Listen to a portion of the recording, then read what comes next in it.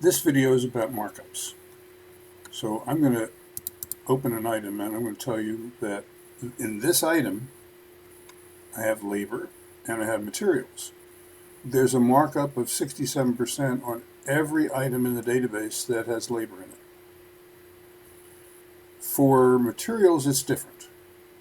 It's dependent upon the unit cost for that particular item. So if the unit cost is less than $20, like lumber, the markup is 67%.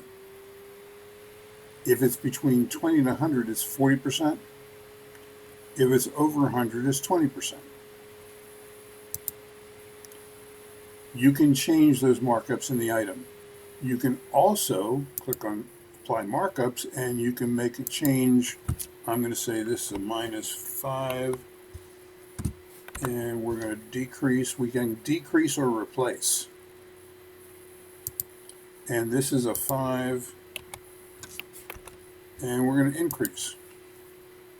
So if I say save on this one, what's going to happen is in that entire estimate, every item that has a labor markup will be decreased by 5%, and every item that has a materials markup will be increased by 5%. On top of, in addition to, shall we say, the markups in those items, we have a profit margin. So after the markups are calculated, then we can put a profit margin on top of that. And this could be a plus or minus also. So if you arrive at a number here that you say, well, that's going to be a little tight, so you can give it a -5% or something like that. Same way, if it's not enough, you can up that profit margin.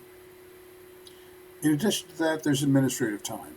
Well, you're going to be on the job working as an administrator of all the people who are going to be doing the job.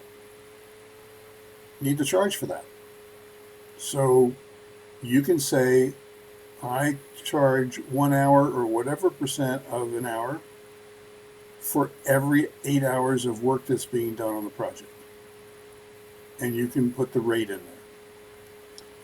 And you can tell it, I want it distributed to every item in the database, in the estimate, or I want to print that as a separate line item. So we've talked about the estimate. Now let's go to the database. And going back to what I said in the database, every item has the markup in it, okay? And you can change the individual item. You can also update markups. And as before, you can say, I want -5 and decrease that, and 5 and increase that, or whatever, you can play with those. So that's a global change to the whole database. And that's how we handle markups in Contractor's Office.